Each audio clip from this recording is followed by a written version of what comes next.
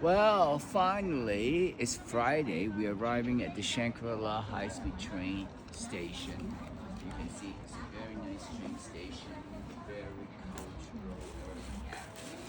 Like a bit like station on the sea, the famous mountain with snow.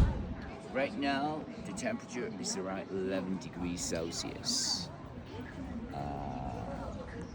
Tonight we'll go down -1. We're going to stay here for 4 days.